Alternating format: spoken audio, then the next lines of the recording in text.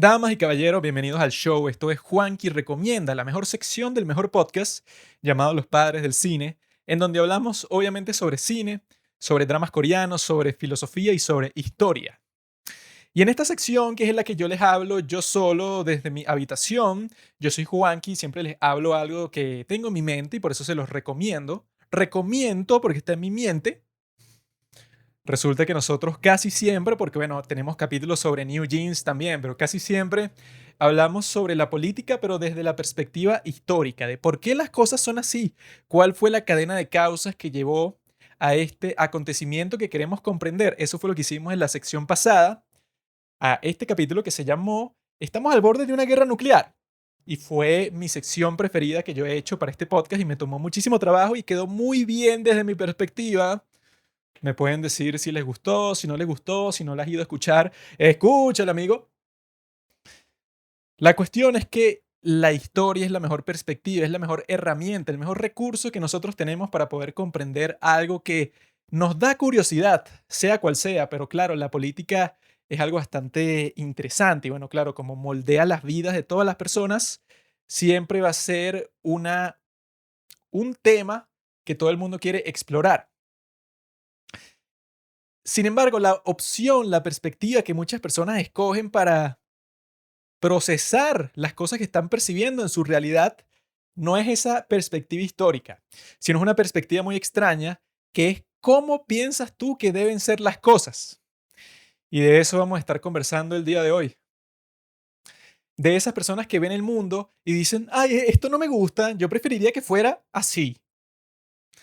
Y así es como piensa un niño de 5 años. Un niño de 5 años va por la calle y ve en una tienda que están vendiendo un juguete que él quiera y él piensa, ¿sabes qué? Yo quisiera tener ese juguete, no es mío, pero no entiendo por qué no lo puedo tomar y ya y por qué no me pertenece. Y bueno, eso no sé por qué a mi hermano le compraron más juguetes que a mí si yo quería el juguete que él le compraron porque lo tiene él, entonces se lo quito y no me interesa. Así piensa un niño, claro, o sea, se puede perdonar al niño porque no sabe cuál es la mejor alternativa, pero si tú eres un adulto, que supongo que si escuchas esto eres un adulto, no tiene sentido de que, por ejemplo, muchísima gente en este mundo ve nuestro sistema del día de hoy, que en casi todas partes del mundo es el capitalismo con K, y dice, ah, no, pero no me gusta, yo preferiría que todas las personas pudieran vivir bien, que todos, o sea, los vagabundos, los pobres del mundo, no entiendo por qué todo el mundo no tiene una casa, porque todo el mundo no tiene dinero en la cuenta y puede comprar lo que quiera en cualquier momento, o sea, qué sistema tan malo que no permite eso que yo me inventé en mi mente. Hay muchos estúpidos que por alguna razón piensan así. ¿Quién sabe por qué? Bueno, creo que vamos a ver, vamos a adentrarnos más a este mundo tan estúpido de esas personas, bueno, que por eso el título de este capítulo, La izquierda perdió, ¿verdad? Estamos hablando de personas de izquierda. Y no todo el mundo que es de izquierda es estúpido. Yo creo que eso es un detalle muy importante a tener en mente. No es estúpido, pero hay muchas personas de izquierda y yo creo que, bueno, que como siempre la gente más ruidosa es la más estúpida. Entonces uno suele pensar que casi todo el mundo que es de izquierda es este activista idealista que no tiene idea de nada en este mundo. Y entonces eso, como les estoy diciendo, actúa como un niño. Ve las cosas en el mundo y se pregunta, ay, ¿por qué no todo el mundo puede vivir feliz? ¿Por qué los ricos tienen tanto dinero y los pobres tampoco? ¿Será porque los ricos se los quitaron a los pobres en alguna historia intrincada que yo me inventé en mi cabeza llamada marxismo, en donde algún día en este mundo existía como que un pote de dinero, ¿verdad? Un recipiente con mucho dinero en el medio de un campo y llegaron unos tipos y bueno, se apropiaron de la mayoría y luego llegaron los pobres y no sabían qué hacer porque quedaban como 3 centavos cuando el resto de las personas se habían llevado todos los billetes de $100. Ese es el cuento de hadas que muchas personas suelen vivir. Yo quiero comenzar a conversar sobre este tema de por qué la izquierda perdió completamente en el siglo XX con un debate que yo creo que es el mejor debate de toda la historia o el debate más importante o el debate que cuando yo lo descubrí, que está en YouTube, yo dije que wow, o sea, cómo la gente en general no sabe de esto, porque yo no lo conocía hace como, yo lo descubrí como hace 3 meses y yo soy una persona que, bueno, que siempre está buscando temas que tienen que ver con esto y yo no tenía la más mínima idea de que existía. Resulta que en 1961 o 1960, no estoy seguro, pero eran en algunos de esos 2 años. Resulta que el vicepresidente de los Estados Unidos en ese momento, Richard Nixon, viaja para la Unión Soviética para presenciar una exposición de las nuevas tecnologías que estaba desarrollando la Unión Soviética, pero era una en conjunto con los Estados Unidos. Los dos iban a exponer qué era lo que tenían. Y el primer ministro o el líder supremo de la Unión Soviética, que era Nikita Khrushchev, era el que lo iba a recibir a él en esa expedición. Entonces, este debate consiste en el vicepresidente de los Estados Unidos, Richard Nixon, enfrentándose con Nikita Khrushchev. Pero lo genial es que es completamente improvisado. Nadie planeó un debate ese día, sino que era una simple rueda de prensa en donde los tipos, bueno, iban a dar unos comentarios bastante genéricos sobre la exposición que estaban viendo. Y así comenzó.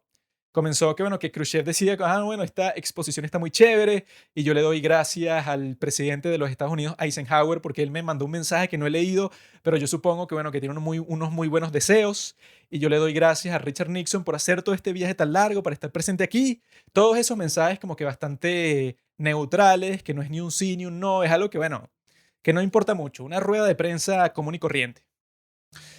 Sin embargo, Khrushchev era reconocido por ser un tipo que de repente te saca un discurso larguísimo y súper elocuente sobre todos los temas ideológicos importantes del momento, porque era un tipo que, bueno, para convertirte en líder de la Unión Soviética, para saltarle por encima a a las personas conspiradoras que querían destruirte, que también son muy capaces y son parecidas a ti, tienes que ser una persona especial. Y nosotros ya conversamos un poco sobre la historia de él en la parte 2 de nuestra serie de Si estamos al borde de una guerra nuclear, sobre la historia de este ser tan particular, Nikita Khrushchev. Y él, cuando está dando esas primeras declaraciones en su discurso, que bueno, que no importaba mucho esta rueda de prensa común y corriente, el tipo de repente comienza a hablar sobre toda la historia del conflicto o sobre el momento actual. Eso puede, o sea, como que a expresar cuáles eran sus sentimientos sobre el conflicto actual entre los Estados Unidos y la Unión Soviética, mejor conocido como la Guerra Fría. Y el tipo lo que empieza a decir y que, bueno, estas reuniones son muy importantes porque resulta que nosotros somos los dos poderes del mundo y nos podemos destruir. Y al destruirnos a nosotros también destruiríamos todo el mundo. Y que puede ser que un tonto comience una guerra nuclear, pero luego un hombre sabio no pueda desatar el nudo que ese tonto ató, porque ya las cosas estarían en un nivel de gravedad que sería muy tarde para hacer cualquier medida que salvar el mundo, porque una guerra nuclear, bueno, va a terminar no con estos dos países, sino con todo el mundo. Entonces, eso nos da como que la autoridad moral a nosotros dos, a los Estados Unidos y a la Unión Soviética. Si nosotros no estamos en un conflicto armado, entonces le podemos decir a los otros países, los podemos agarrar de la oreja y les decimos, mira, tú no puedes estar peleándote, porque si nosotros dos, que somos los poderes más fuertes, hemos logrado aguantar, sucumbir a todos esos impulsos oscuros, entonces tú también lo puedes hacer porque tu conflicto es de mucha menor escala. El tipo dice algo así. Y luego el tipo halla el tiempo para decir, para hacer un comentario bastante banal, pero que se transforma en algo diferente, cuando él dice, no, bueno, ¿cuántos años de historia es que tienen los Estados Unidos? Ellos tienen como 150 años o casi 200 años de independencia, ¿no? Como que le pregunta a las personas que están ahí. Pues bueno, nosotros en la Unión Soviética tenemos 42 años de historia. Y en esos 42 años nos hemos desarrollado tanto que en los próximos 10 años vamos a estar al mismo nivel que los Estados Unidos, y luego de eso vamos para arriba y los vamos a superar. Es más, ustedes van a quedar atrás. Y cuando nosotros los superemos, si quieren, nosotros nos vamos a detener en el nivel de desarrollo que estamos y les decimos a ustedes, los Estados Unidos, vengan para acá, amigos. Incluso hace el gesto así como que burlándose frente a Nixon, como que vengan para acá, bueno, alcáncenos, ¿qué están esperando? Le está diciendo esto a Nixon, pero el tipo tiene como que un encanto personal que cuando él lo dice no suena grosero, no suena ofensivo, sino es gracioso, es chistoso, pero el tipo al mismo tiempo lo está diciendo en serio, porque él piensa que el comunismo va a triunfar. Y en eso se convierte la conversación, que comienza como eso, algo que a nadie le importaría, pues algo que todo el mundo hubiera olvidado. Pero cuando este Khrushchev dice todos estos comentarios y luego se queja con Nixon porque resulta que el Congreso de los Estados Unidos sacó una declaración como que en solidaridad por todos los pueblos que estaban siendo esclavizados por la Unión Soviética. Y eso como que ofendió un poco a Khrushchev y él está preguntándose, y que, bueno, pero ¿qué los motivó a ustedes a hacer eso? Porque no tiene sentido que cuando nosotros nos íbamos a reunir, entonces ustedes también están diciendo que nosotros estamos esclavizando gente, eso pues, pero siempre con un humor. Y luego a Nixon le toca responder. Y él también comienza con una serie de comentarios banales, que es como que, bueno, sí, yo estaba hablando con un señor que estaba en un mercado y él me dijo que quería entradas para este evento y yo le dije que se les iba a conseguir y tal y tal y tal. Y luego se da la vuelta y ve a Khrushchev. Y lo que hay que entender, bueno, si ven el video de YouTube está claro ahí, pero la cuestión es que esto es un momento casi mágico para mí porque yo cuando lo estoy viendo me, me doy cuenta que cada uno de estos líderes mundiales tiene un traductor al lado, pero es un tipo experto que te hace una traducción instantánea de lo que el otro está diciendo.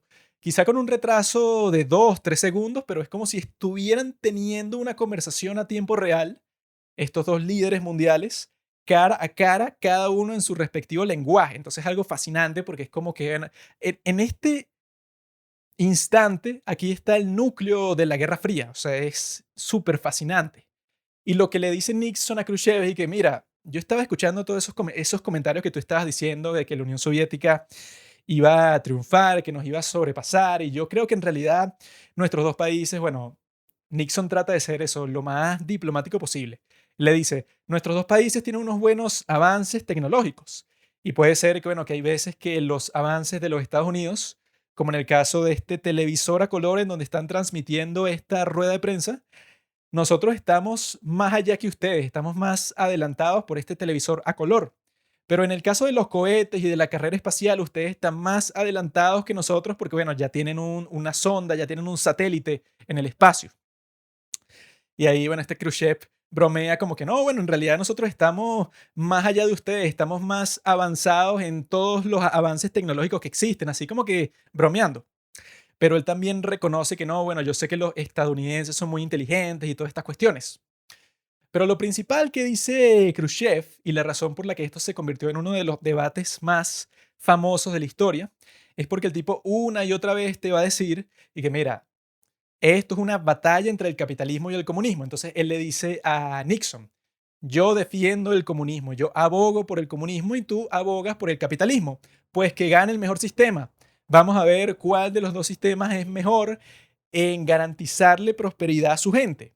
¿Cuál puede crear más bienes para su gente? Y el sistema que logre hacer eso es el que va a triunfar. Khrushchev le dice eso a Nixon de varias formas distintas durante este debate. Se lo dice una y otra vez.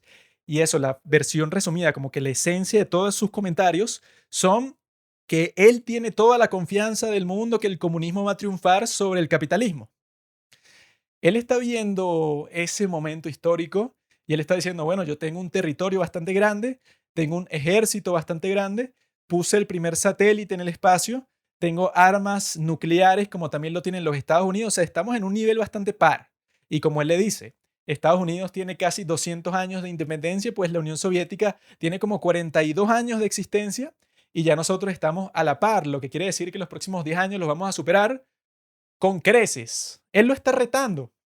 Y lo está diciendo un poco de chiste, pero al mismo tiempo no lo está diciendo en chiste, lo está diciendo en serio. Porque él se lo cree. Es un tipo con confianza, que él cree en la superioridad de su sistema.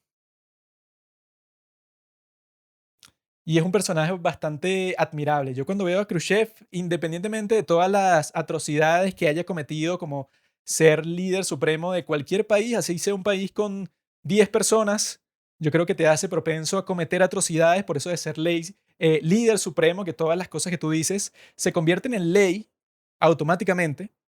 A pesar de todas esas cosas, yo creo que es un tipo bastante admirable que llegó a donde está con trabajo duro y con astucia y con todas estas cualidades que son admirables en cualquier persona. Khrushchev, como deben saber, el tipo era que si lo más bajo de lo más bajo, o sea, él nació en una familia campesina bajo el gobierno zarista, que el punto de un gobierno feudal como ese era que ninguna persona iba a salir de sus condiciones iniciales, o sea, si tú eras granjero, te ibas a quedar granjero por toda tu vida. Y luego vino la Revolución Rusa, que para muchas personas cambió eso, causando cierto progreso, pero bueno, la Unión Soviética es como si muchas personas dicen que no, yo prefiero la Unión Soviética que la dominación del zar.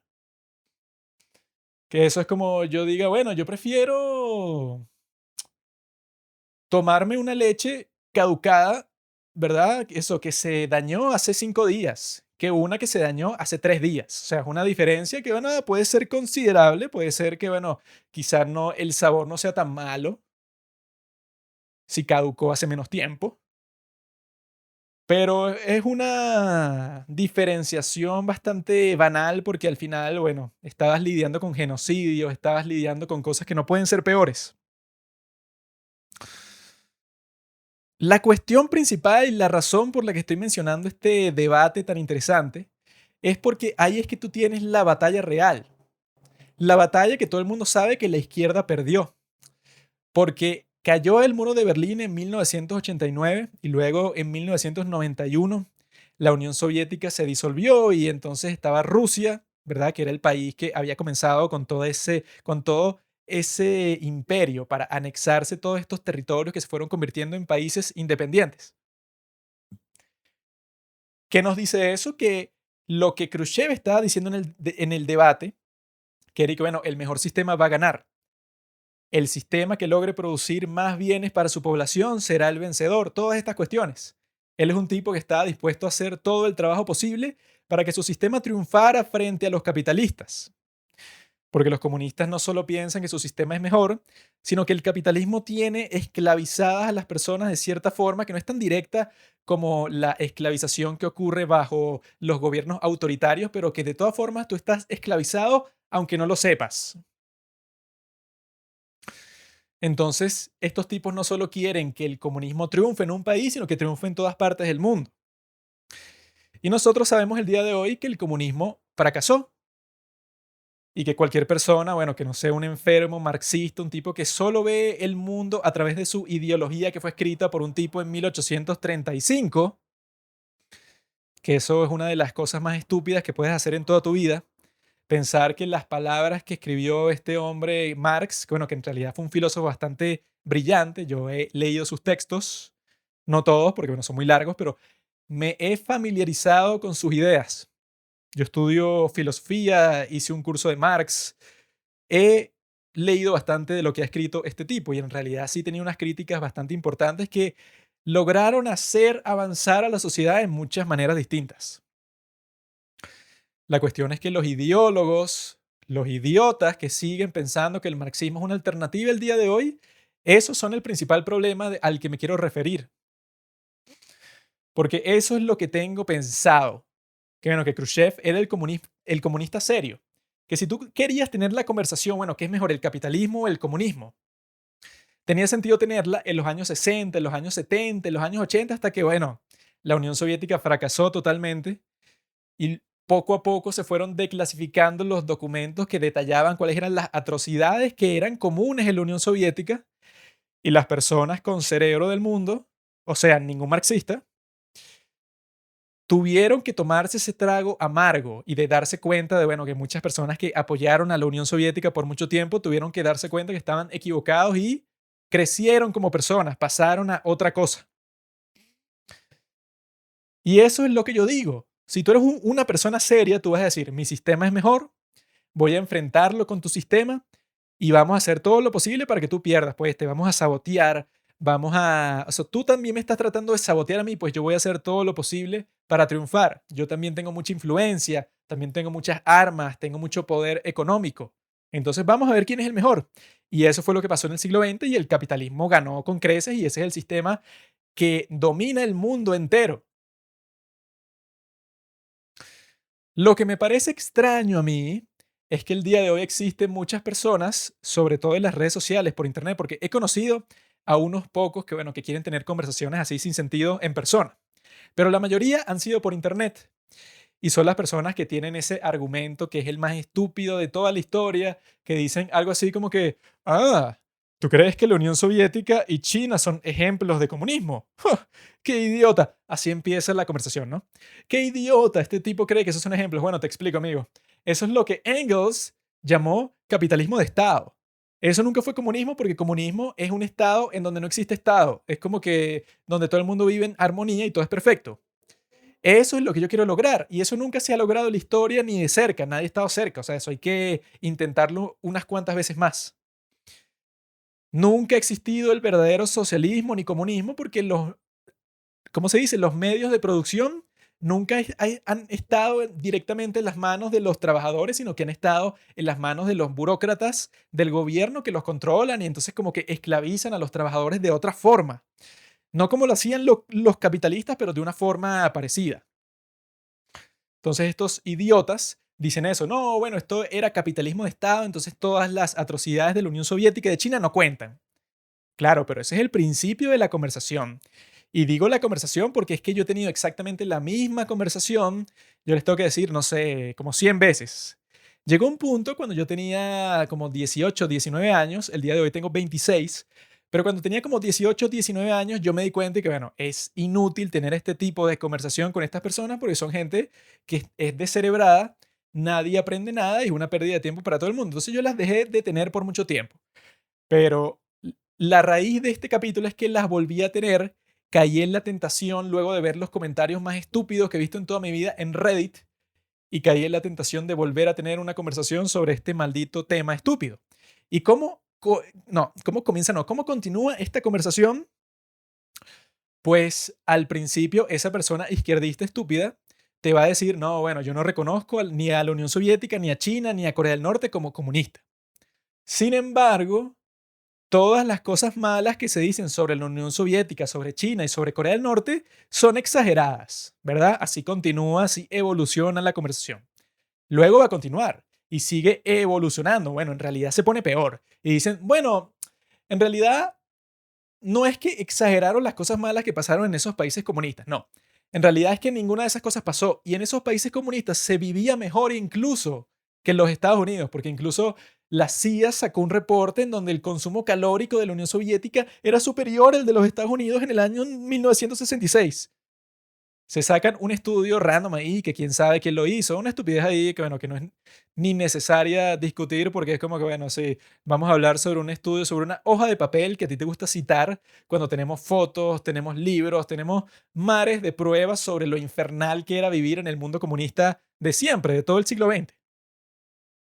Están viendo cómo evoluciona la cosa. Primero diciendo que no es comunista, luego diciendo, bueno, que en realidad no era tan malo, luego diciendo que bueno, no es tan malo, pero en realidad es mejor que los Estados Unidos. Y no, que los Estados Unidos también ha cometido muchos crímenes. Porque eso, ahí es que se revela el verdadero color de estas personas que, bueno, gracias a Dios, yo he conocido a muy pocas personas así en la vida real. Puedo decir que quizá he conocido como a 5 o 6 personas y eran personas que, bueno, que lo bueno de tener una conversación en la vida real es que si tú eres como yo y sabes una que otra cosa de la historia, tú puedes decir que, ay, ¿qué me dices de la hambruna en China en este momento?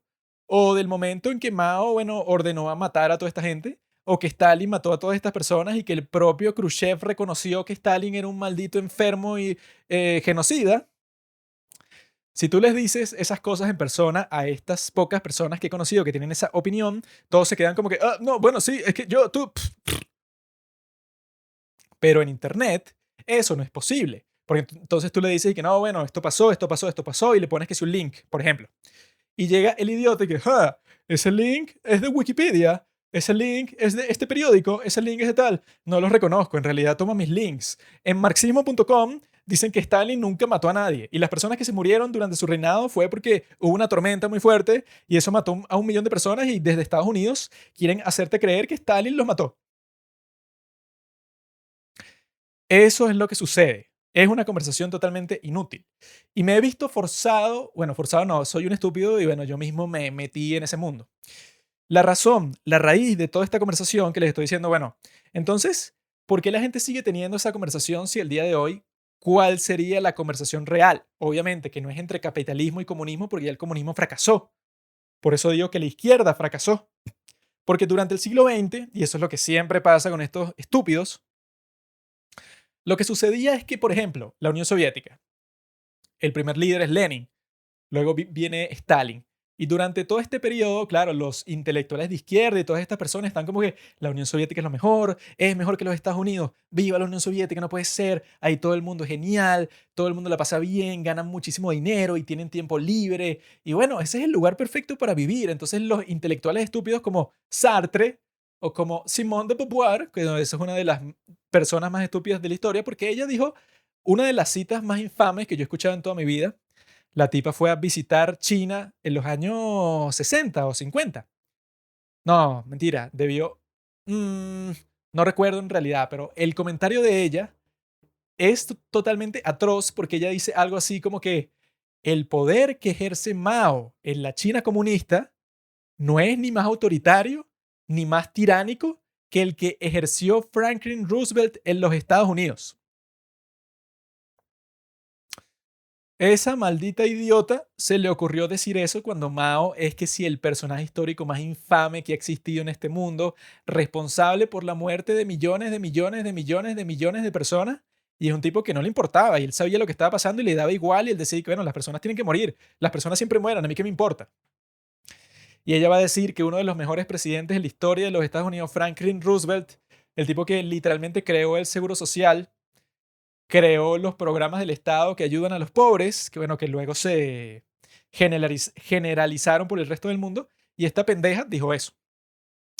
La cuestión es que ella era una de los muchos intelectuales que, bueno, los franceses, que Sartre, toda esta gente, son particularmente estúpidos y siempre han sido. O sea, si tú pierdes el tiempo leyendo cualquier filósofo francés, bueno, pierda su tiempo, compadre, pero eso no sirve de nada. Esos idiotas durante toda la historia decían, no, la Unión Soviética es lo mejor, China es lo mejor, no hay nada mejor que ellos, Estados Unidos apesta, es una mierda, Y luego llegaba el momento en donde se revelaban todas las atrocidades y los genocidios de Stalin y de Mao y toda la gente, y ahí es que tú veías que los tipos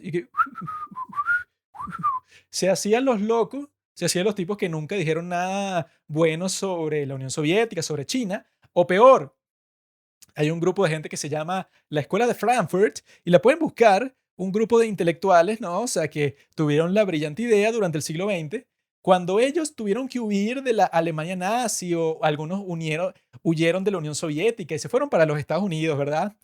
Y los tipos tuvieron la brillante idea de hacer un grupito para escribir un montón de libros de por qué el marxismo no tuvo éxito, por qué las predicciones de Marx no se hicieron realidad.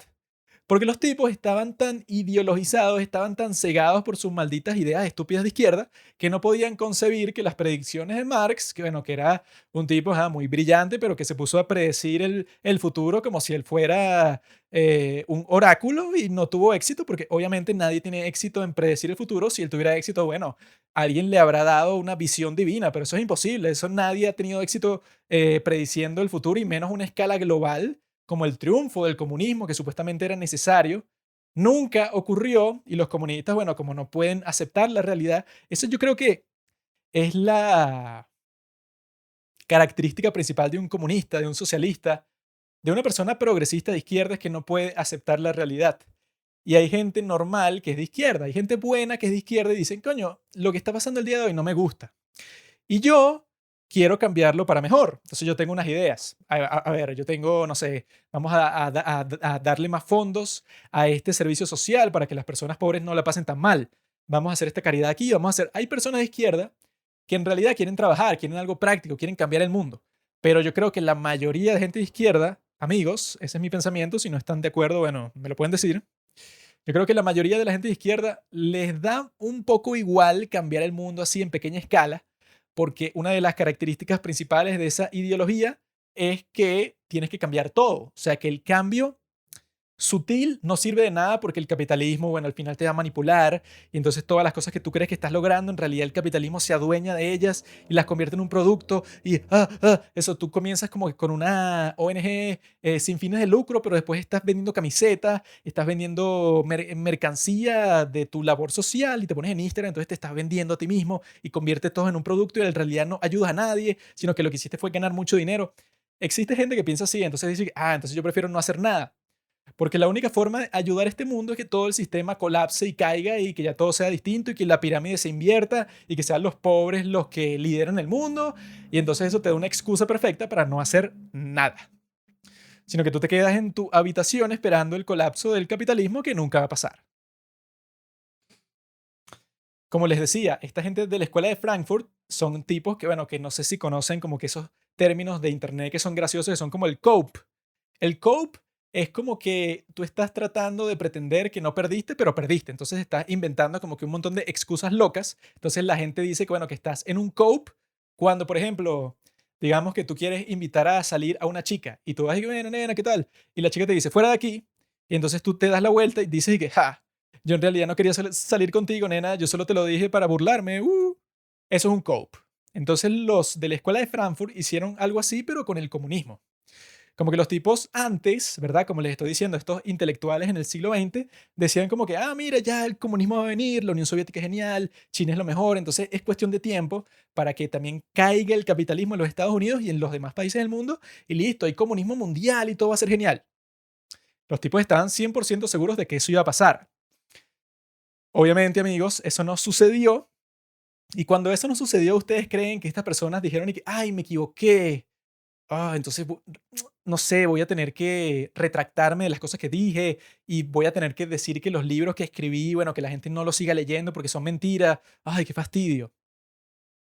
Obviamente que nadie reaccionó así, sino que los tipos se formaron en un grupito, los de la escuela de Frankfurt y otros intelectuales, a inventarse todas las excusas posibles del mundo de por qué el capitalismo no cayó.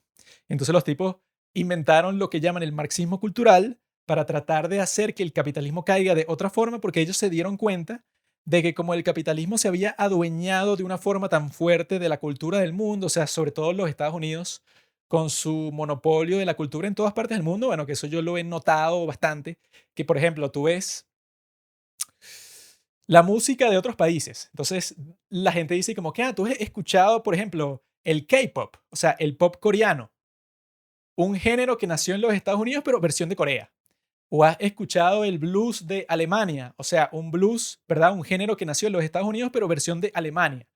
O has escuchado el rap de Francia, o sea, un género que nació en los Estados Unidos, pero versión de Francia. Antes, los países tenían su música. Durante el siglo XX eso cambió y ahora es que no, bueno, la música de los Estados Unidos, que era la meca cultural del mundo, ahora cada país tiene una versión de un género que nació en los Estados Unidos. O sea, es como que un monopolio cultural muy grande. Entonces los de la escuela de Frankfurt se dieron cuenta y que, bueno, claro, la razón por la cual el capitalismo no ha caído es por la cultura. Es porque los Estados Unidos ha, claro, exportado su cultura a todas partes del mundo, ha reconstruido partes del mundo luego del final de la Segunda Guerra Mundial. Entonces muchas personas quieren vivir en el ideal de los Estados Unidos. Quieren tener dinero, quieren tener su propia casa, quieren ser dueños de todas las cosas del mundo, o sea, quieren consumir. Y entonces los tipos tienen que intentar cambiar esto completamente. Ellos se dan cuenta que políticamente no lo van a lograr. Por ejemplo, en la Unión Soviética quisieron cambiar la forma en que la gente se comportaba, pero fundamentalmente. Entonces los tipos se volvieron locos porque Rusia siempre ha sido un país muy religioso, muy cristiano. Pero los tipos llegaron un día y que, ¿sabes qué? Eso de calendario así como está ahorita, eso que está influenciado por el Imperio Romano y por el cristianismo y tiene todos estos días religiosos y tal, eso no me gusta. El nuevo calendario es este, es completamente distinto, es basado en los derechos de los trabajadores, porque esto es un gobierno de los trabajadores, así que olvídate de ese calendario antiguo. El que trató de implementar esa medida creo que fue Stalin. Y eso la población les dijo como que, mira, no me importa tu estúpido calendario nuevo. Yo voy a usar el calendario de siempre, voy a seguir siendo cristiano, vete al carajo. El día de hoy Rusia es un país bastante cristiano y muchos sitios de Europa del Este también. Mientras que tenían esta presencia de los soviéticos por encima y que la religión es el opio de los pueblos, no puedes tener una iglesia, el cristianismo es malvado. Tú no puedes cambiar a las personas, o sea, la naturaleza humana de una forma tan repentina, sí, pero es la forma en que te tratan de cambiar. Y claro, el comunismo, el marxismo cultural, eso que quiere adueñarse de la cultura para poder hacer el cambio completo que ellos quieren, lo han intentado muchísimas veces y no ha funcionado, porque es algo forzado, no es nada natural. Muchos pueden decir que no, que los Estados Unidos han influenciado al mundo con su cultura porque los tipos tenían un plan para que todo fuera como ellos querían. Bueno, pero eso nunca salió de un gobierno, de unos tipos de que la CIA dijo, bueno, vamos a hacer que Hollywood haga estas películas muy buenas y que las exporten por todas partes del mundo para que la gente quiera ser americano y se quieran mudar para acá y puedan hacer tal y tal. Eso no pasó, esto fue un desarrollo mucho más orgánico. Pero la cuestión que les estoy diciendo, amigos, es que hay mucha gente que simplemente no puede aceptar la derrota. Eso es lo que les estoy diciendo, porque esa conversación tan estúpida que les he estado explicando, que yo he tenido muchas veces y bueno, que la dejé de tener hasta recientemente que la volví a tener, pero un poco en contra de mi voluntad, que ya se los voy a contar. Resulta que esa conversación es totalmente antigua, es totalmente sin sentido, porque claro, o sea, ellos ya perdieron, toda esa ideología ya se fue al demonio. No tiene sentido que tú discutas el día de hoy si el comunismo es una alternativa viable para el mundo luego de todas las cosas que pasaron, todos los ejemplos históricos que existen. Es algo completamente anacrónico, que eso significa que, bueno, que tú estás tratando de traer una idea del pasado y forzarla al presente. La conversación que tiene sentido tener el día de hoy es entre capitalismo y socialismo, pero entendiendo por capitalismo la forma en que lo explica Peter Zeihan, que es este estratega geopolítico que para mí es un genio. Yo me estoy releyendo su libro que se llama The End of the World is Just the Beginning, en donde el tipo está tratando de mapear la destrucción de la globalización, cómo todas esas cosas se van a descomponer, todo lo que construyó los Estados Unidos luego de 1945 con ese sistema de Bretton Woods del que ya hemos conversado antes, todo ese nuevo orden mundial que ellos crearon, con eso creando alianzas en Europa Occidental, en el Medio Oriente, en Asia, para poder contrarrestar a la Unión Soviética. Todo eso que ellos hicieron tenía una razón de existir, la Unión Soviética. Cuando la Unión Soviética deja de existir poco a poco, esas razones para que la globalización mantenida y construida por los Estados Unidos siga existiendo, esa justificación se va erosionando hasta que el día de hoy ya casi no existe. Eso junto con una crisis demográfica que ya está encima de nosotros, porque mientras la gente se muda para las ciudades, mientras la economía ya tiene como 10.000 campos, 10.000 facetas, 10.000 aspectos más que la agricultura, entonces las personas dejan de tener hijos, porque tú tenías muchos hijos cuando tú estabas en el campo, en donde tu único trabajo era trabajar la tierra todo el día, que bueno, que uno de los trabajos más fuertes del mundo. Y cuando tú tienes un hijo en un sitio rural, tú sabes que ese se va a convertir en un trabajador, entonces tiene sentido económico tenerlo. Pero en la ciudad, en donde tú estás haciendo un trabajo y a tu hijo lo están cuidando, que si una niñera en la casa, no hay un incentivo económico de tenerlo y no es que lo dejas de tener, pero tienes muchos menos. Ya no tienes cinco, sino tienes dos, por ejemplo. Y eso es lo que ha pasado en todas partes del mundo. Entonces, la cuestión que explica Peter Zeihan en su libro, The End of the World is Just the Beginning, es que el mundo va a cambiar totalmente. Y él te explica qué es el capitalismo para él. O sea, existen muchas definiciones, como el socialismo también, pero es la definición actual, la que nos sirve el día de hoy. Entonces él dice que el capitalismo es el sistema en donde el papel del gobierno en la economía tiene que ser mínimo, lo más pequeño posible. Eso significa que los actores privados, las personas, los empresarios, el individuo es el que va a ser el encargado de eso con todos estos desarrollos económicos, bueno, de impulsar ese país. El gobierno puede tener su influencia, pero tiene que ser la más pequeña posible. Entonces te dicen que los países capitalistas del mundo son, por ejemplo, los Estados Unidos, Australia, Suiza, México. Hay muchos países que, bueno, que de una forma u otra, o sea, unos a mayor medida y otros a menor medida, entran en esa clasificación, en donde el principal objetivo de ese capitalismo es el crecimiento, en donde tú estás sacrificando la igualdad que tú podrías tener en una sociedad porque tu sociedad crezca, crezca, crezca, que la economía sea cada vez más grande, que la torta que se están repartiendo todo el mundo siga creciendo. Entonces, claro, los que acaparan más pedazos de la torta cada vez tienen más, pero los pobres también cada vez tienen más, en menor medida, en mucha menor medida, porque el día de hoy, bueno, eso que siempre dicen y que el 0,1% de las personas de los Estados Unidos tienen el 80% de la riqueza, ok, eso es verdad, pero al mismo tiempo, los pobres tienen cada vez más dinero. Esa es la parte buena del capitalismo. Ahora, ¿qué es el socialismo el día de hoy? No es que Marx dijo que el capitalismo va a caer y el nuevo estado de los proletarios va a surgir. No, eso ya no existe, eso ya no funcionó, olvídalo. Eso ya es una reliquia histórica, ese es el punto.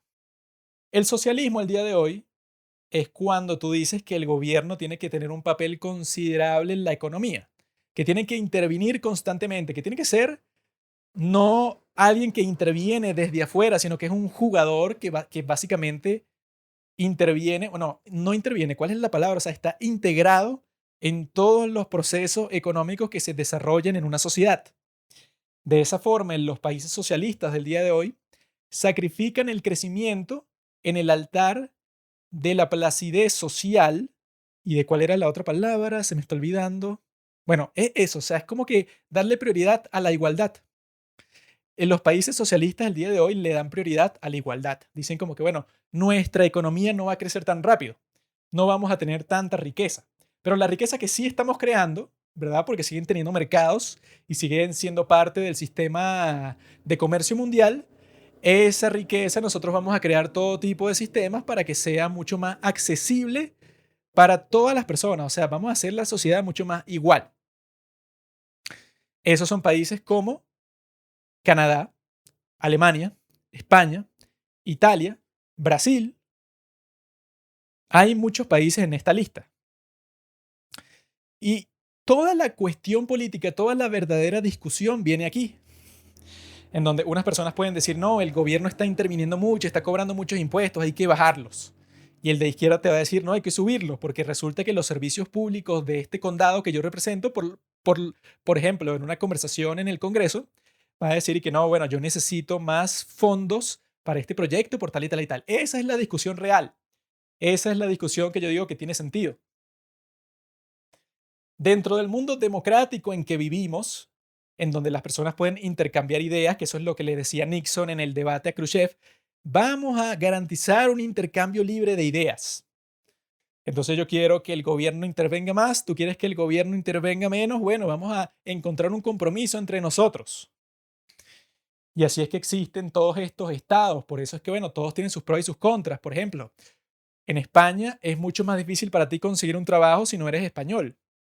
En los Estados Unidos tú puedes conseguir 10 trabajos si no eres de los Estados Unidos. Por eso es que hay tantos inmigrantes ilegales que en el periodo de Biden, de lo que va el periodo de Biden, que van como casi 3 años, han entrado 5 millones de inmigrantes ilegales a los Estados Unidos por la frontera sur, la frontera con México.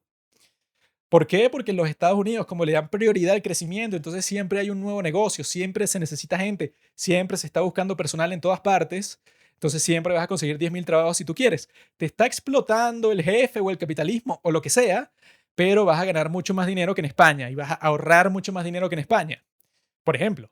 Pero al mismo tiempo en España tienen salubridad gratuita. En los Estados Unidos se te puede dificultar mucho conseguir un trabajo que te va a dar el seguro médico que tú puedes necesitar para que te cubra todos los gastos si estás sufriendo de una enfermedad grave. En España te puede dar una enfermedad muy grave y te dan todos los gastos pagos y entonces eso, bueno, como que te quita un gran peso de encima. Entonces, esa es la cuestión. Analizar, pero ¿por qué es que eso es así? O sea, ¿cuáles son las características culturales que hacen que, por ejemplo, los países nórdicos, que mucha gente, bueno, que ahí es una cosa muy interesante que sucede con la izquierda también, que yo creo que hay que comentar, sobre todo con los países nórdicos, las personas de izquierda en todas partes del mundo ven hacia el norte y dicen, mira, yo quiero que el mundo sea así, qué chévere. El Estado simplemente tiene tanto dinero que se lo reparte todo a sus ciudadanos y resulta que todo el mundo tiene dinero y ya hay fin y se acabó. Cuando eso en realidad, por lo menos en el caso de Dinamarca, yo vi un video muy bueno de YouTube en donde te explican todo el pasado de Dinamarca, desde los tiempos medievales, los tipos crearon una sociedad comunitaria en donde ya tenían como que desde los tiempos de los reyes de Dinamarca tenían un sistema de seguridad social y como que toda la comunidad se compartía los bienes y nadie era pobre. Es como que una de esas anomalías históricas en donde simplemente era un sitio que siempre ha estado moderadamente bien. Llega el capitalismo y todas esas tradiciones sociales que ellos ya tenían, las modernizaron y el día de hoy, bueno, todos prosperan. Son de los países más felices del mundo. Y si tú ves esos países con lupa, también puedes ver que creo que en el caso de Dinamarca, la población es de 5 millones de personas, casi todos son de la misma raza, la mayoría son de la misma clase social, casi todos son clase media. Lo mismo pasa con Noruega. Ya en Suecia ya no es el caso porque han aceptado que si todos los inmigrantes de los países musulmanes del mundo y eso les está cambiando la forma en que funciona su sociedad. Pero la cuestión es que es mucho más fácil si eres un país como Dinamarca o un país como Japón en donde tú racialmente eres, ¿cómo se dice? Homogéneo. En donde tú tienes, mira, qué loco que no hay mucho crimen en Japón. Qué personas tan educadas y tan respetables. Así no es como funciona, porque si tú ves, por ejemplo, la película histórica West Side Story, ¿verdad? Tiene story en el título, entonces tiene que ser histórica. En esa película tú ves como siempre cuando hay como que razas distintas o grupos sociales distintos en el mismo lugar, eso crea tensión, crea fricción y por eso es que las guerras entre las mafias o entre las pandillas siempre son y que, bueno, los italianos contra los irlandeses, contra los chinos, contra tal, tal, tal, ¿no? Y bueno, los Estados Unidos es el país con más inmigrantes en todo el mundo, entonces siempre hay como que unas zonas así, no, este es el gueto de los chinos y los chinos no se llevan bien con los mexicanos y tienen una guerra de pandillas, siempre pasan esas cosas. En Japón, que prohibían la inmigración por muchísimo tiempo y son una sociedad que, bueno, que si tú quieres emigrar a Japón es una de las cosas más difíciles y complicadas que existe, eso lo dijo PewDiePie, entonces uno puede entender por qué las naciones son así, o sea, se puede entender. Eso es el punto, todo tiene una explicación, todo tiene una razón. Pero siempre viene el estúpido, bueno, que suele ser de izquierda, amigos, lo siento. No sé si vieron uno de los documentales de Michael Moore, que no recuerdo el nombre en este momento, pero yo creo que es el documental más estúpido que he visto en toda mi vida, porque está haciendo exactamente lo opuesto que estoy mencionando en este momento. Que es que este tipo, Michael Moore, que bueno, que es un documentalista, que es un imbécil, pues, o sea, casi todos sus documentales son una gran porquería. El tipo va a todos los países del mundo, ¿no? Va a Francia, va a Islandia, va a Alemania, va a Italia, visita todos estos países, ¿no? Y lo principal que él quiere probar es que resulta que en todos los países del mundo, los desarrollados, pues en el occidente y algunos países de Asia que se desarrollaron bien, son de primer mundo. En todos esos países resulta que viven mucho mejor que los Estados Unidos y que no hay razón por la cual en los Estados Unidos, por ejemplo, no tienen salubridad pública y gratuita. Y no hay razón por la cual en los Estados Unidos sigue existiendo el sexismo. Y no hay razón por la cual en los Estados Unidos la gente come de una forma, bueno, que la hace sufrir mucho en cuestiones de salud. Es el documental más estúpido de la historia porque el tipo, por ejemplo, viaja a Islandia. Entonces el tipo dice, no, en Islandia tuvieron a una primera ministra mujer en los años, no sé, 80. Mucho antes que en cualquier otro país del mundo. O sea, fue el primer país, el país del mundo en disfrutar de eso. Y al mismo tiempo, bueno, las mujeres están completamente liberadas en todo sentido. O sea, es una sociedad genial. En cambio, en los Estados Unidos nunca ha existido una presidenta. Wow, ¿qué quiere decir eso? Bueno, que los Estados Unidos es misógino. Luego va para Francia. Y entonces en Francia ven las comidas que les dan a los niños en las escuelas públicas. Y es como que, oh, mira, pero qué comida tan saludable. Y entonces como que le da un refresco a un niño, no sé, una Pepsi, y el niño lo prueba y que, ¡ay, qué dulce! ¡Ay, yo quiero tomarme un agua! ¡Ay, qué asqueroso! Y él está como que, ¿ves? Mira, los niños aquí son distintos, todos son sanos, todos son inteligentes. En cambio, en Estados Unidos comen basura. Y luego va que si para Italia, creo que va a Italia o Alemania, y dice que, ah, mira, aquí como que las personas, mira, tienen, no sé, 100 días de vacaciones en todo el año y trabajan 3 horas al día y les pagan $5,000, 5,000 euros mensual. Y es como que, wow, porque eso no pasa en los Estados Unidos. El documental más idiota del mundo y es el que ilustra perfectamente qué es lo que quiero comunicar, que es que, bueno, existe ese tipo de persona que lo que hace es ver su realidad y en vez de preguntarse por qué su realidad es así, comienza a preguntarse por qué su realidad no es como él se la imagina. Hay muchas personas que se imaginan una utopía en su mente y dicen, y que, ay, pero ¿por qué la gente, eso, por qué existe gente en la calle, eso que vive en la calle? O sea, yo salgo para la calle y veo un niño pobre que está pidiendo dinero. Ay, yo quisiera vivir en un mundo en donde eso no existiera. Entonces, como son idiotas, comienzan a pensar, ah, pero ¿quién sí tiene mucho dinero? El tipo que tiene un supermercado en la esquina. ¿Por qué ese tipo que tiene un supermercado en la esquina tiene mucho dinero? Y si tiene tanto, ¿por qué no se lo da a este niño y le compra una casa y ahí él vive y es muy feliz? Gente que no puede ver y que, mira, mi bro, el del supermercado tiene mucho dinero porque de alguna manera construyó ese supermercado y tiene un negocio. Este niño es pobre y está en la calle, probablemente tuvo problemas con su familia, probablemente sus padres están muertos, probablemente 10,000 cosas del mundo. No, pero esta persona ve que todo es injusto, que esto es uno de los factores más importantes, que eso lo mencionó Jordan Peterson. El tipo tiene un video de YouTube que me pareció genial, en donde el tipo te explica por qué es que el intercambio de ideas entre los conservadores y los progresistas, bueno, que esas son en realidad las dos facciones que siempre se pelean el poder cultural y político en todas partes del mundo. Lo pueden llamar como quieran, quizá en un sitio es la extrema derecha contra la extrema izquierda, quizá en un sitio es la derecha moderada contra la derecha un poquito más moderada, como en muchos países del mundo, como en Inglaterra, por ejemplo. Podría ser así, pero en todos Esas dos categorías siempre hay alguien que la defiende, siempre son las dos principales. Los progresistas por un lado y los conservadores por el otro. Y es muy importante que las dos existan y que siempre tengan ese intercambio, ese diálogo entre ellos, porque es de ese diálogo de donde surgen todas las buenas ideas. De un intercambio entre malas ideas siempre surgen las buenas ideas. Y en el caso de los progresistas con los conservadores, lo que suele pasar es que los conservadores cuando ven el mundo siempre encuentran cosas que amar. Dicen como que esto me gusta, esto lo quiero preservar, esto es genial en esta sociedad, esta tradición me parece que es muy importante y tal y tal y tal. Mientras que el progresista, cuando ve a su alrededor, siempre ve cosas que odiar y dice, bueno, esto es un asco, esto es una porquería, yo quiero cambiar esto es una basura, mire ese pobre niño en la calle, todo eso, ¿no? Y la interacción entre esos dos grupos es muy importante. No puede pasar como está sucediendo en los Estados Unidos, en donde los conservadores dicen que todos los progresistas son unos malditos locos enfermos, y los progresistas dicen que todos los conservadores son unos nazis que en realidad los quieren matar. Ninguna de esas dos cosas es verdad. Y la cuestión es que los conservadores no pueden callar a los progresistas ni los progresistas a los conservadores, porque los dos tienen cosas importantes que decir.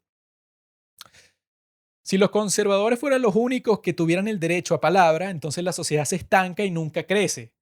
Por ejemplo, en los Estados Unidos los negros nunca le dan derechos civiles, las mujeres nunca obtienen el derecho al voto, los gays nunca obtienen el derecho a casarse, todas esas cosas se mantienen iguales por los valores cristianos y nunca cambian y listo, pues o sea, la sociedad se estanca. Ahora, si los progresistas fueron los únicos que tuvieran el derecho a la palabra, entonces bueno, se llevan por los cachos, como dicen en mi país, todas las cosas importantes para la sociedad. Queman todas las iglesias, queman todas las escuelas para empezar de nuevo. O sea, son los tipos que quieren estar en una revolución constante, enterrar el pasado para siempre, quemar la Biblia también, o sea, porque eso es un texto opresor. Eso, quemar, bueno, que es lo que están tratando de hacer en este momento, como que no, eso de que existe hombre y mujer, no, eso es estúpido, eso hay que quemarlo también. Esto, tú puedes escoger tu género y bueno, si tú le tratas de asignar un género a tu bebé, entonces eres un maldito. Sería absurdo que cualquiera de los dos lados, ¿cómo se dice?, imponga su ideología a toda la sociedad.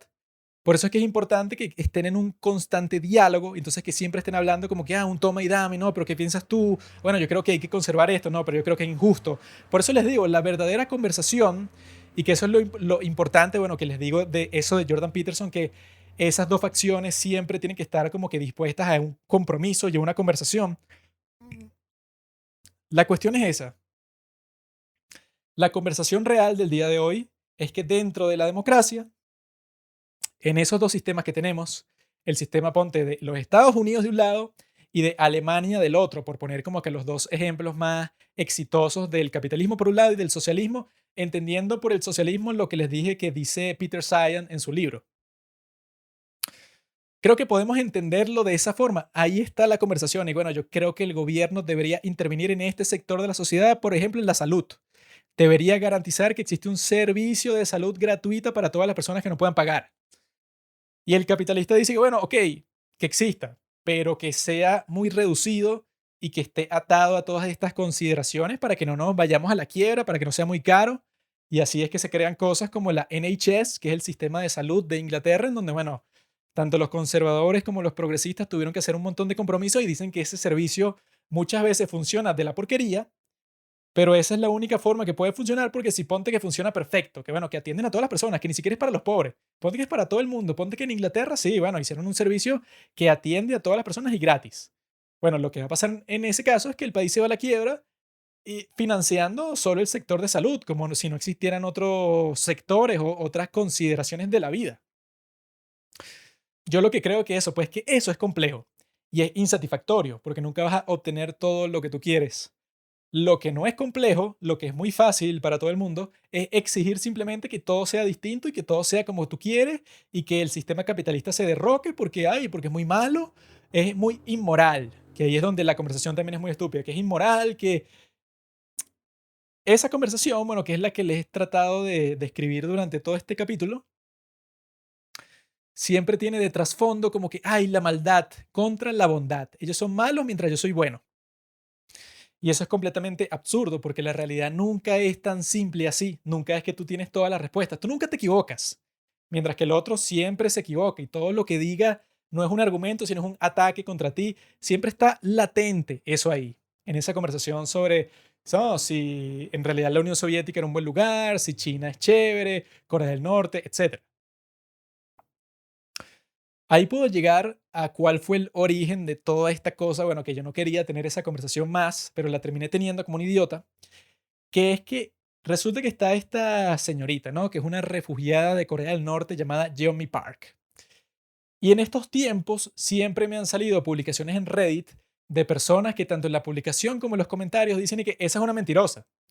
Ella dice un montón de cosas que no tienen ningún sentido porque no sé quién dijo que ella todo lo que dice es mentira. Ella se inventó toda esa historia porque resulta que ella trabaja para un think tank de la extrema derecha. Entonces ella se inventó todas las cosas que dice de Corea del Norte para hacerlos ver mal. Claro, porque hay gente, eso como que el trasfondo de las personas que creen eso es que no, Corea del Norte no es tan malo y los Estados Unidos, claro, está intentando crear esta propaganda para que la gente piense eso, para que piensen que el capitalismo es mejor y tal y tal y tal. Como que son gente que sigue en una batalla que ya se terminó, como que yo siga el día de hoy y que yo sea francés y yo esté ahí que no, bueno, yo estoy haciendo un procedimiento legal contra la FIFA para ver si se vuelve a jugar esa final del Mundial de Argentina contra Francia. Pues yo creo que a Mbappé le hicieron trampa al final porque él iba a meter otro gol y no pudo. Existe gente que es así, bueno, y es igual de estúpida como estas personas que, bueno, que quieren volver a sacar de un cajón todo polvoriento un asunto que ya se terminó. Y como les estoy diciendo, bueno, yo me puse a pelear, a discutir con una de estas personas que decía que Johnny Park es una mentirosa. Y la razón por la que ellos dicen que es una mentirosa es porque un solo artículo escrito por una revista que se llama The Diplomat escribe un artículo en el año 2014. Y es un artículo súper bobo porque es como que, oh, Johnny Park, una activista por los derechos humanos de los coreanos del norte. Resulta que nosotros le hicimos una entrevista, ¿no? Y hay unas inconsistencias en su historia. Porque resulta que ella dijo que ejecutaron a una persona por ver una película de Hollywood. Huh. Pero en otra entrevista dijo que ejecutaron a una persona por ver una película de James Bond. O sea, ella siempre se está contradiciendo. En otra entrevista dijo que ejecutaron a una persona por ver contenido de Corea del Sur. Entonces ven como ella siempre se está contradiciendo. O sea, era alguien que estaba buscando como que hasta el más mínimo detalle para atacar a esta refugiada norcoreana. Eso me pareció muy estúpido. Que es que en una entrevista, mira, ella se contradice constantemente. En una entrevista dijo que ejecutaron a una persona por ver una película de James Bond y en otra entrevista dijo que ejecutaron a una persona por ver una película de Hollywood. O sea, una película de James Bond también es una película de Hollywood. Ahí no hay contradicción. Lo que puedes decir es que se contradijo una vez cuando dijo que era una película de Corea del Sur en una entrevista. El artículo tenía ese tono raro, o sea, que no decía como que ella se contradijo una vez, sino que decía, ella constantemente se contradice. ¿Ven la diferencia? Entonces dice cosas como que, no, ella dijo que en un río una vez ella vio como que un montón de cadáveres. Pero nosotros le preguntamos a un experto en Corea del Norte y él dijo que eso quizá habrá pasado en una hambruna que había en los años 90. Pero quizá pasó muy poco, porque él es una persona que recorrió muchas partes de Corea del Norte y él nunca vio eso. Así como que, eso, como que puros detallitos estúpidos y que, bueno, ¿y qué sabes tú si ella que nació ahí sí lo vio? O sea, era como que un artículo muy débil, con un montón de acusaciones estúpidas, en donde inclusive, no, nosotros conversamos, nosotros entrevistamos a otra coreana del norte, ¿verdad? Y ella nos dijo, ay, no, ella incluso se rió cuando nosotros le dijimos que esta Johnny Park dicen que ejecutaron a alguien por ver una película de los Estados Unidos. Ella se rió como que, eso sería imposible. Yo lo que he escuchado, dice esta otra supuesta refugiada de Corea del Norte, yo lo que he escuchado es que no, por ver una película de Hollywood no te meten preso, sino que te condenan a un campo de trabajo forzado de 3 a 7 años. Y yo, ¿qué clase de artículo absurdo es este? En donde se ponen a discutir y que, bueno, esta refugiada dice que te matan por ver una película. Esta otra refugiada dice que no te matan.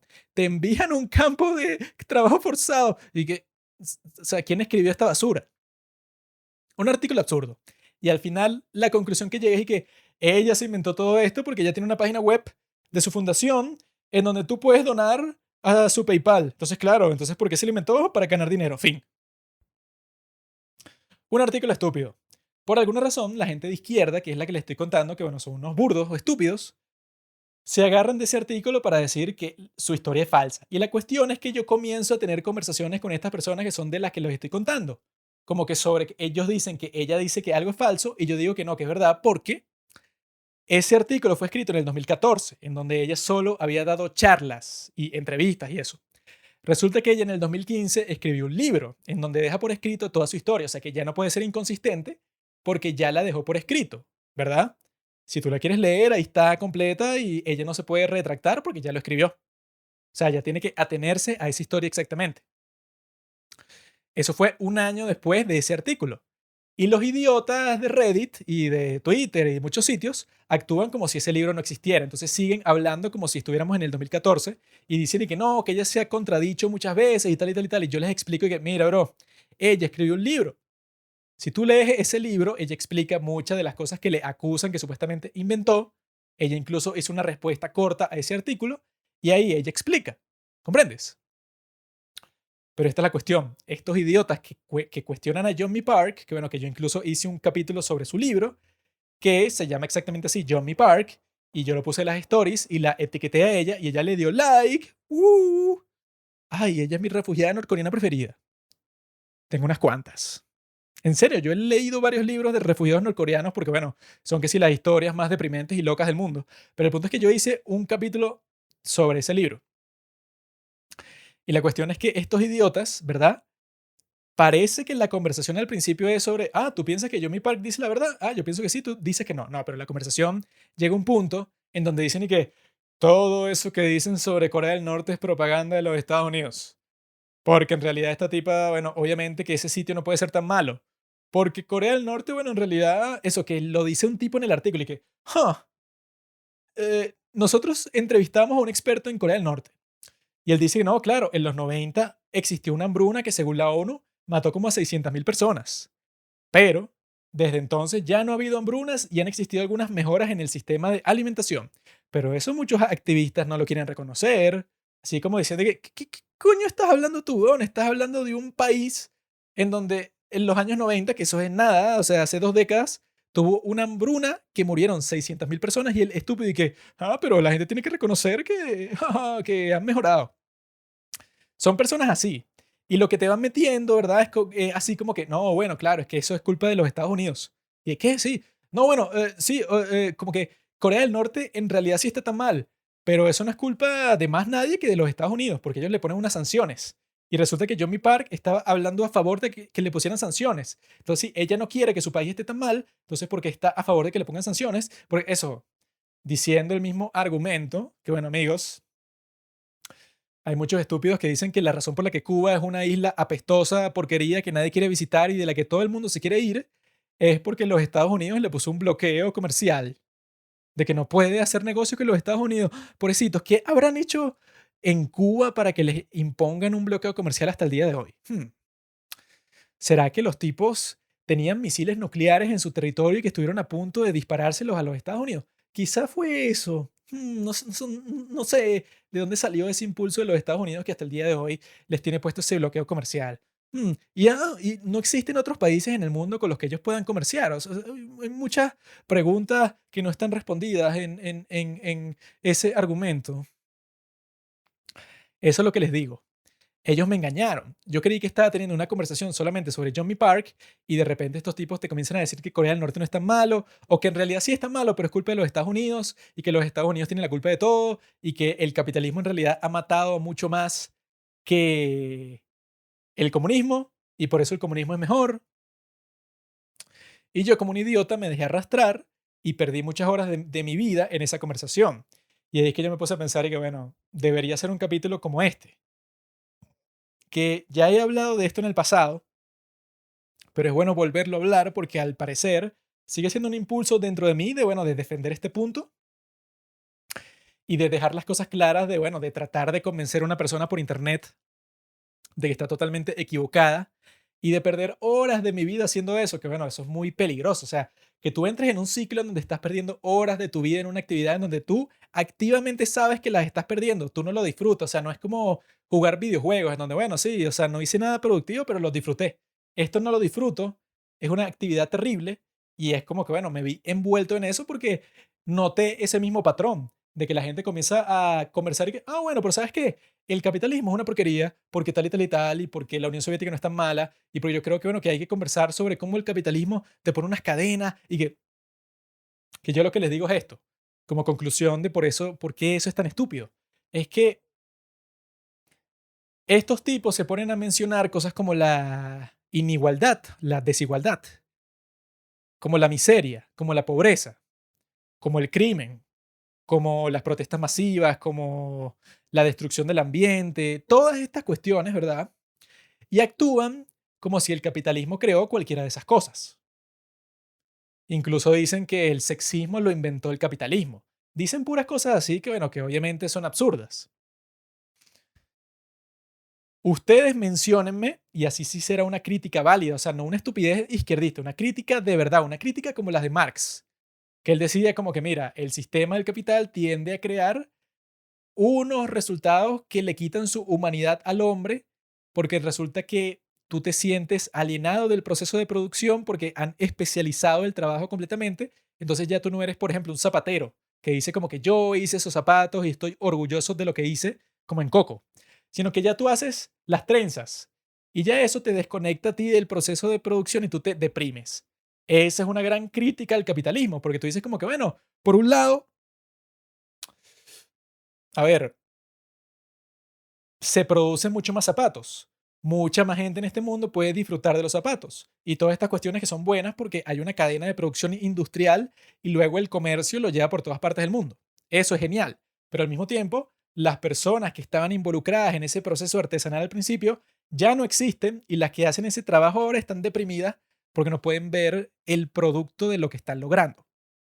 Entonces, si tú ves todo desde esa perspectiva, tú puedes decir, ah, mira, eso es una crítica válida. Entonces vamos a buscar cuál es la forma en que podamos hacer que eso no sea tan pesado, en donde quitarle el peso de los hombros a esas personas que están sufriendo de esa consecuencia del sistema capitalista, que es verdad, o sea, que sí oprime y que sí te aliena y te deshumaniza en ese sentido, pero claramente el obrero del que hablaba Marx en 1835 no es el mismo obrero que existe el día de hoy por muchas razones tecnológicas, por muchas razones culturales. El obrero del día de hoy vive muchísimo mejor, infinitamente mejor que el obrero de los tiempos de Marx.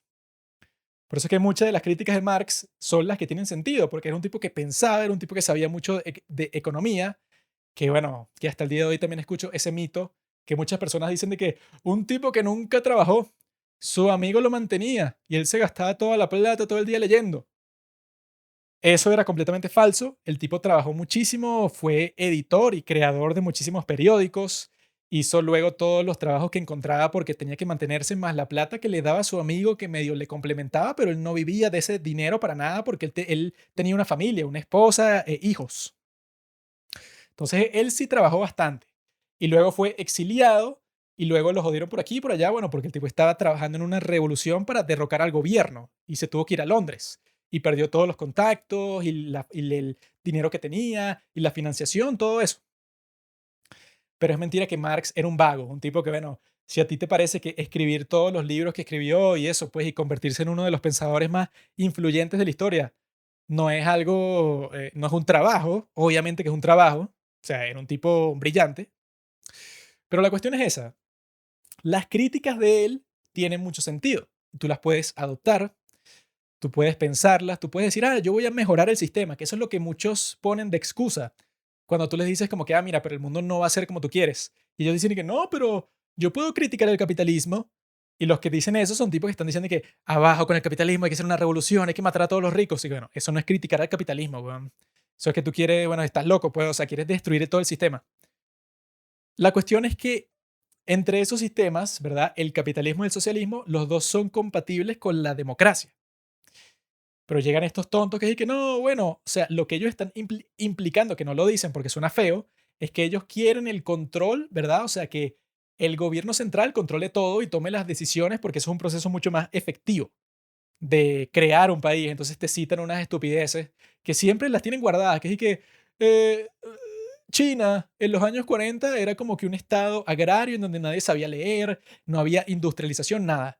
Llegó Mao y de repente todo el mundo aprendió a leer y entonces toda China se industrializó y se convirtió en una potencia. Algo que primero no pasó, es mentira. Segundo, el poco desarrollo que existió fue potenciado por un montón de genocidios y al final China no estaba industrializada para nada cuando Mao murió. O sea, no estaba industrializada y ya. Y lo mismo con la Unión Soviética. Ellos industrializaron un país que era completamente agrario. Y que bueno, genio, eso también pasó en Inglaterra, también pasó en Alemania, también pasó en Estados Unidos, también pasó en todos esos sitios. Y no tuvieron que matar a millones de personas para hacerlo. Entonces no sé qué carajo estás defendiendo. Son gente rara que están discutiendo porque quieren crear, bueno, no, crear no, volver a un sistema que supuestamente es mejor que los que existen el día de hoy, en los cuales tiene que existir una autoridad central que es la que va a repartir todo el dinero. Que incluso hay unos idiotas, bueno, de un canal de YouTube que se llama Wisecrack, que los tipos sacaron un video sobre Mr. Beast, que era como que este tipo, bueno, todo el mundo sabe quién es Mr. Beast, en donde lo estaban criticando porque el tipo hizo un video dándole estos aparatos, no, ese creo que es más reciente. El que ellos estaban hablando era uno que como que les devolvía la vista a un montón de personas, que sí, a miles de personas. Porque para que les devolviera la vista tenían que hacer unas operaciones que son muy caras y él como tiene mucho dinero se las estaba pagando a todos y en el video los estaba entrevistando y todo esto. Y el tipo del video, que supuestamente es alguien que estudió filosofía, un tipo que sabe de esto, y que, ay, no, sí, es que hay muchos escritores y muchos intelectuales que han dicho que no, que bueno, que eso de la filantropía es terrible, porque resulta que los ricos quieren lavar su imagen cuando, bueno, han conseguido ese dinero de formas un poco turbias, ¿no? Explotando a sus empleados y eso. Y luego se ponen a donar ese dinero como si ellos fueran buenas personas cuando en realidad lo consiguieron de maneras terribles. Y entonces yo creo, decían estos tipos, que no, bueno, que en realidad el Estado debería tomar control de ese dinero y repartirlo de una manera justa y por gente que fue escogida a través de la democracia. Y que, ¿qué? O sea, criticando a Mr. Beast porque Eric, que no, es que él se puso a hacer la entrevista a estas personas. Entonces, él estaba convirtiendo el sufrimiento de esas personas en contenido para su canal de YouTube. Entonces, él también lo estaba monetizando. O sea, esa es la cosa. Yo acepto críticas válidas al capitalismo, no críticas estúpidas que te inventaste en tu cabecita, críticas sobre todo morales, porque eso, yo quiero conversar con un izquierdista y que me diga que, mira, antes del capitalismo no existía, por ejemplo, la pobreza o la desigualdad o el machismo o todas esas cosas. Si tú me pruebas eso, si tú me dices, bueno, eso no existía y de repente el capitalismo las inventó, yo digo como que, ah, claro, entonces hay que terminar con el capitalismo porque antes de eso todos vivíamos en armonía. Ponte a leer la historia de la época medieval en Europa para enterarte si vivíamos en armonía o no. Pasa unos días en eso y vemos cómo terminamos esta conversación. Esa es la cuestión. ¿Cuál es la crítica válida que tú lo puedes hacer? Como que no, bueno, no sé. eh, el gobierno, que es lo que están diciendo en ese video de Wisecrack, distribuye el dinero más efectivamente. O sea, ¿cómo puedes probar eso? Sobre todo desde la perspectiva de los Estados Unidos, que los tipos imprimen dinero y eso no causa inflación. Bueno, causa muy poca, porque, bueno, la causa en el resto del mundo porque ellos tienen la moneda de cambio global. Pero ellos mismos tienen el lujo de imprimir mucho dinero y gastarlo como les dé la gana y crean muy poca inflación porque los tipos, bueno, como que diseminan o difuminan esa inflación por todas partes del mundo. Entonces los tipos, bueno, el presupuesto del gobierno de los Estados Unidos es 500.000 trillones de veces mayor que todo el dinero que ha donado Mr. Beast en toda su vida. Entonces, ¿qué sentido tiene decir como que, ay, no, ¿por qué no le dan ese dinero al gobierno? El gobierno ya tiene ese dinero, huevón. Y el gobierno ve cómo lo reparte y tiene un montón de programas sociales y también se lo roban por aquí y por allá y comienzan un montón de guerras con ese dinero. Entonces, ¿qué coño está diciendo un país que comenzó la guerra de Irak engañando a la gente para ir a invadir un país porque les convenía geopolíticamente? Y tú estás diciendo, denle el dinero al gobierno. Eres idiota, huevón. Eres idiota. ¿Cómo que dale más dinero al gobierno? ¿Qué clase de argumento retrasado es ese? Pero esa es la cosa, tienes a mucha gente que se la da de intelectual, mucha gente que quiere discutir eso como que no, o sea, hey, bueno, que yo creo que, ajá. en lo que estaba diciendo, que si tú quieres conversar sobre cuál tiene que ser el papel del gobierno en la economía, ok, eso sí es una discusión válida con la cual yo consideraría que no estoy perdiendo el tiempo si la tengo, no como la otra. Pero por lo menos piénsalo un poco, hermano, no te pongas como esos tipos de wisecrack a decir cosas tan estúpidas como darle más dinero al gobierno. Sobre todo en Estados Unidos, que los tipos tienen el lujo de que lo imprimen y chévere, y todos los años literalmente multiplican el gasto público. Esa es la cosa, amigos. Yo creo que podemos decir en esta recomendación, que yo creo que salió bastante fluida, bastante chévere, que perder el tiempo es lo peor que puede existir. O sea, nosotros estamos vivos aquí por una cantidad mínima, ínfima de tiempo, y tenemos que aprovecharlo. No tenemos que perderlo con esas cosas de ver si, no, en la Unión Soviética en realidad se vivía mal. ¿Stalin en realidad era un ángel o es un demonio? Esas son las cosas que no me importan. No me interesa, no quiero saber nada de ellas. Pero obviamente que, bueno, que eso es algo muy importante que dice Peter Zeihan en su libro, que como que va un paso más allá de esto, que él dice que todos esos sistemas que pelearon por el dominio en el siglo XX, el capitalismo, el socialismo, el comunismo y el fascismo, se inventaron para administrar y para distribuir todas las maravillas, o sea, como que todo el producto, todo el crecimiento económico que estaba creando la revolución industrial. Se crearon todos estos nuevos sistemas para ver cómo administraban y cómo se distribuía todo esto de la manera más eficiente. Y bueno, por muchas razones, no solamente porque el capitalismo es superior a los demás sistemas, que es verdad, sino porque, bueno, los Estados Unidos tenían las mejores condiciones geopolíticas y geográficas de cualquier otro país en este mundo. Literalmente, pónganse a ver la geografía de los Estados Unidos y pueden confirmar que es como, bueno, o sea, cualquier país que tenga una geografía tan genial, sea cual sea su cultura, o sea, se va a convertir en una gran potencia, en un gran dominador mundial. Entonces, todos esos sistemas fueron creados por ese propósito. La cuestión es que lo que parece que sucedió es que el consumo total de productos ya llegó a su tope. Que claro, el capitalismo mundial funciona como que hay sitios en donde crean un montón de productos y tienen que existir millones o billones de consumidores que los quieren comprar. Si no, no tiene sentido que tú lo crees, no tiene sentido que existan nuevas tecnologías, no tiene sentido que existan negocios en todas partes tratando de competir para ver quién crea el mejor producto. Nada de eso tiene sentido que exista si no hay un gran mercado, si no hay un gran grupo masivo de consumidores que se va a volver loco, como pasa, por ejemplo, con los iPhone. Cada vez que sacan un nuevo iPhone, tienes filas larguísimas fuera de todas las Apple Store para comprarse un nuevo iPhone, que el más reciente había salido en el 2021, ahora el del 2023 tienen las filas de la misma gente que lo compró en el 2021. Es genial para cualquier empresa que tengas a billones de personas que estén dispuestas a hacer eso.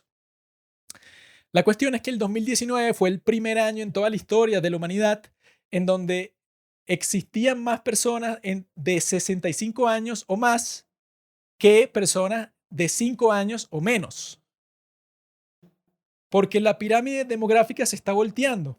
Y lo que pasa es que la gran mayoría del consumo que tú vas a hacer en tu vida, el consumo económico de las cosas que vas a comprar, como el desgraciado que se compró esa moto que acaba de pasar frente a mi apartamento.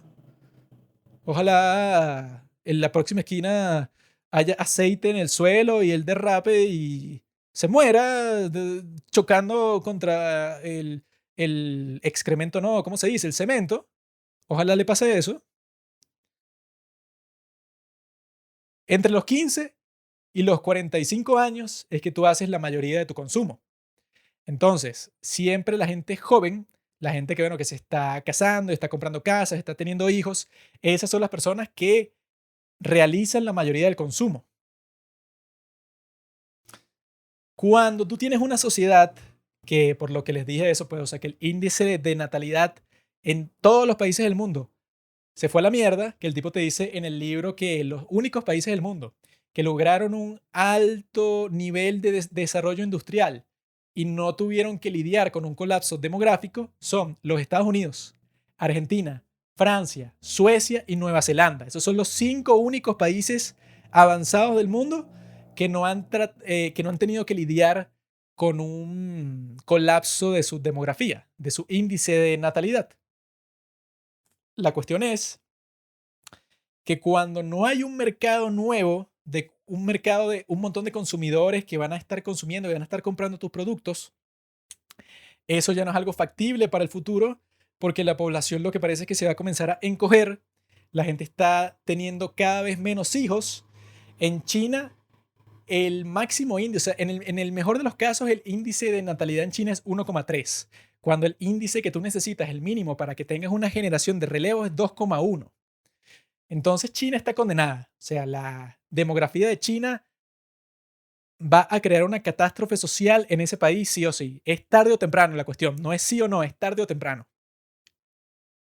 Cuando ese es el caso, en el 99,9% de los países del mundo, eso quiere decir que los sistemas que se crearon para administrar todo ese, digamos, esa plusvalía de productos que se estaba creando gracias a las nuevas tecnologías industriales, esos sistemas van a quedar obsoletos. Habrá que crear nuevos sistemas. Y el tipo te pone, bueno, que los posibles nuevos sistemas será que algún imperio que tenga mucho poder haga como hacía el imperio inglés o el imperio francés o el imperio alemán en el pasado, que por ejemplo llegaba a una parte del mundo como India y decía como que, bueno, India, ahora todo esto es mío. Y este mercado de consumidores, yo solo puedo tener acceso a ello. Aquí solo se van a comprar productos de Inglaterra. Y ustedes no van a hacer ningún producto, ustedes van a existir para trabajar en lo que sea y gastar ese dinero en los productos que yo les voy a vender. O sea, el imperialismo más fuerte del mundo. Eso lo llaman product dumping y es como que para hacer que esa sociedad dependa totalmente de ti, lo cual es un sistema esclavizante. Otro sistema es el mercantilismo, en donde tú haces como que, bueno, tratas de obtener un acceso a mercados de consumidores del mundo, pero no de una forma tan esclavista, tan directa, sino que los fuerzas de otros incentivos económicos y culturales y los tratas de eso, de convencer por tu dominio económico sobre ellos. Esos son como que los nuevos sistemas que pueden surgir. En realidad no sabemos qué es lo que puede pasar, esos son como que unas estimaciones. Él está tratando de adivinar el futuro y no lo dice con mucha seguridad ni nada, sino que dice que lo más probable es que sea algo totalmente inesperado, pero él da como que sus estimaciones. Entonces, esa es la cuestión. Si ese es el futuro, en donde incluso la existencia de estos sistemas que estamos conversando que el día de hoy funcionan como el capitalismo y el socialismo, si esos mismos sistemas van a quedar obsoletos, porque ya el mundo va a funcionar de una manera totalmente distinta por el fin de la globalización y por el colapso demográfico y todas estas cuestiones tan terribles, bueno, que nos va a tocar lidiar en el futuro, podemos conversar más sobre eso si les interesa. Pero si eso es verdad, entonces aún tiene menos sentido ponerse a conversar si los sistemas que ya son obsoletos el día de hoy, como el comunismo, que yo creo que ningún país del mundo es comunista el día de hoy. Y el tipo dice que el país que se puede considerar más fascista el día de hoy es la China del día de hoy, porque los tipos lo que hacen es que colaboran con las empresas, pero de una forma muy cercana, como que los tipos son los que le ponen los objetivos a las empresas y no las controlan completamente, sino que las controlan desde arriba. O sea, no son como los comunistas que se infiltran en toda la empresa y te ponen unos controles ideológicos todos raros y quieren controlar a qué personas contratas y a qué personas no, como son los enfermos comunistas del mundo, la gente más despreciable que existe, sino que en China es como que, ok, sí, yo te pongo tu objetivo desde arriba y eso lo tienes que cumplir sí o sí, porque si no vas preso. Pero en el resto de aspectos y el funcionamiento del día a día de tu empresa, yo no lo toco. China es así de fascista, se comporta de esa manera como también era la Alemania nazi. El gobierno te ponía el objetivo, pero no tenía los recursos y no quería problematizarse con, bueno, con hasta el detallito más pequeño de tu empresa. Si todos estos sistemas se están quedando obsoletos, entonces explíqueme qué sentido tiene eso. Sacar los archivos antiguos, todos polvorientos de los documentos, digamos, confidenciales de la Unión Soviética para saber, no, bueno, vamos a pensar si Stalin es bueno, si es malo. O sea, eso es una gran pérdida de tiempo. Y como nadie quiere perder el tiempo, amigos, creo que ha sido una recomendación productiva llegar a esta conclusión de lo absurdo que puede ser eso. Y mi recomendación más poderosa, pienso yo, es que se lean ese libro de Peter Sagan porque es una de las pocas personas que está dando esas estimaciones tan pesimistas, pero que al mismo tiempo no es como otros idiotas así, bueno, que son como que unos locos del calentamiento global que están prediciendo como que un apocalipsis que nunca viene, o sea, que lo llevan prediciendo desde el año 50 y no ha llegado. Este tipo no te predice un apocalipsis, sino como que problemas, cosas que van a comenzar a salir mal y cómo tú te puedes preparar, cómo puedes estar pendiente de estos asuntos geopolíticos que están sucediendo y ver, bueno, cómo ciertos factores, como también habla del calentamiento global en su libro, cómo todos esos factores, bueno, pueden tener un impacto en todos los países del mundo, pero completamente distinto. La forma en que cada país va a tener que lidiar con ese futuro tan incierto y post-industrial y post-guerra fría y post tanto capitalismo como socialismo, todos los países van a tener que lidiar con eso a su manera. Y eso va a ser una locura. Y él trata de explicarte más o menos cómo va a funcionar. El libro se llama The End of the World is Just the Beginning, escrito por Peter Zeihan, Zeihan. También tiene muchos videos de YouTube en donde te explica todo esto más a fondo. Y he aprendido muchísimo leyendo su libro. Amigos, me despido de ustedes el día de hoy. Quiero hacer recomendaciones más seguido y bueno, voy a seguir leyendo, voy a seguir. Tengo algunas preparadas para el futuro. Esta la hice así más casual. Tengo la que siempre tengo desde hace mucho tiempo, la de Bob Dylan preparándose también. Y la otra es sobre la libertad de expresión, que también la estoy preparando. Prepárense para todo eso, amigos. Escuchen el resto de nuestros capítulos. Vean dramas coreanos. Si no ves dramas coreanos, eres un tonto. Si no eres un fan de New Jeans, eres un súper tonto. ¿Qué más? Escuchen todos nuestros capítulos. Disfruta del mundo de los podcasts. Y también prepárate para cuando los padres del cine se vayan a adueñar de YouTube, que eso va a ser en los próximos meses. Prepárate para eso, amigo. Viene en camino, es peligroso, es como el calentamiento global, pero todavía más caliente. Saludos, amigo.